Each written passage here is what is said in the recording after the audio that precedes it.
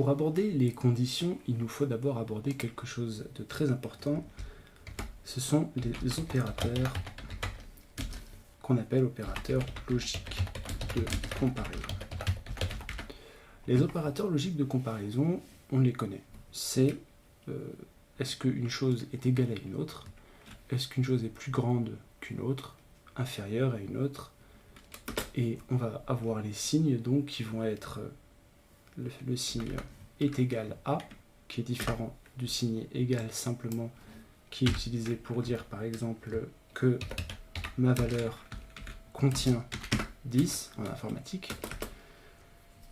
Et si je veux utiliser le signe égal par exemple, je vais dire ok, ici tu vas me faire quelque chose, tu vas me faire un traitement. Et là je vais utiliser la condition if, donc si ma valeur est égale à 10, alors tu affiches OK. Petite parenthèse de mise.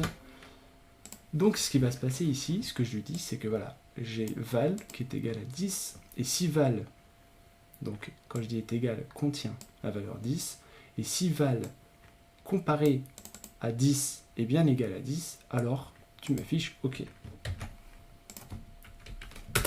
Pardon. Donc ici, il va même afficher OK.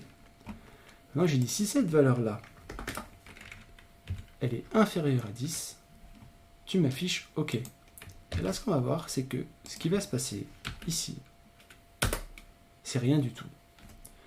Il ne rentre pas dans la valeur, il ne rentre pas, pardon, dans la condition, puisque cette condition-là est fausse.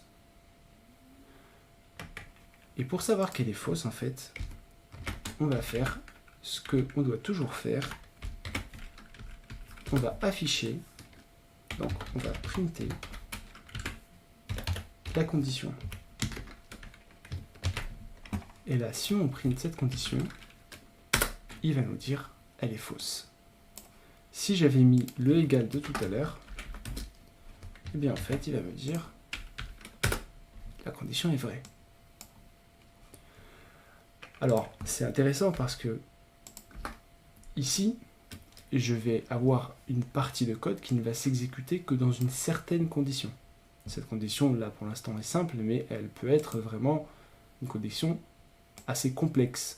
Par exemple, tout ce qu'on appelle intelligence artificielle, etc., qui est un peu mal nommé d'ailleurs entre nous, c'est que la puissance de calcul de la machine va lui permettre de traiter des conditions de manière quasi instantanée et avec une complexité très grande. Là, on a une simple condition qui peut devenir complexe. Et si on lui dit si la valeur n'est pas inférieure à 10, j'aimerais que tu fasses autre chose, il suffit de lui mettre else. Donc, si la valeur est inférieure à 10, tu écris OK. Sinon, tu écris not OK. Et lorsque j'exécute ce code, je remarque que, alors il me affiche toujours le trou ici, que j'ai oublié de commenter, bien entendu, et il m'affiche not OK. Puisqu'il n'est pas passé ici, mais il est passé là. Alors, ici, on peut encore complexifier d'un degré cette condition. Là, je veux lui dire, bon, si la valeur est inférieure à 10, tu m'écris, par exemple, inférieur. Et là, on avait dit, si tu passes pas là, tu passeras dans tous les cas dans la deuxième condition. Là, on lui dit, mais maintenant, si cette condition n'est pas vraie, mais que je veux mettre une autre condition. Par contre, si la valeur est égale à 10, alors tu m'écris égal. Ce qui va se passer ici, c'est qu'il va m'écrire égal. Pourquoi je me suis embêté à faire ça? Parce qu'en réalité, je peux combiner les trois et dire quelque chose comme ça. Et là, je vais mettre plus grand. Alors, else, pardon, print Et là, ce sera égal, ou plutôt, je vais l'appeler default. Et là, je vais mettre supérieur. Là, on a quelque chose d'assez intéressant. C'est que dans la ligne 6 et 7, je regarde si la valeur est inférieure à 10. Si elle est inférieure à 10, je fais quelque chose. Par contre, si elle n'est pas inférieure à 10 et qu'elle est supérieure à 10, je fais autre chose. Mais si les deux choses ne sont pas vraies, dans tous les cas, je fais quelque chose d'autre. Là, il va me renvoyer default. Je fais quelque chose par défaut.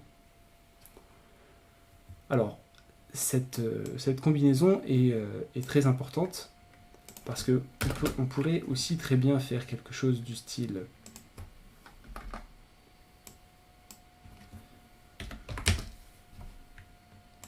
si la valeur ici est égale à 10, tu fais ça.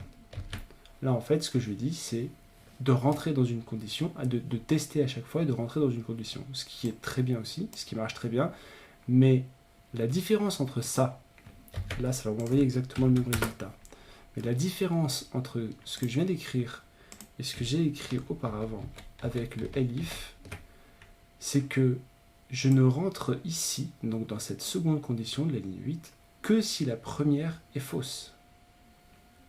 Ça change par rapport à si j'avais uniquement mis des if. Là, les trois choses sont testées.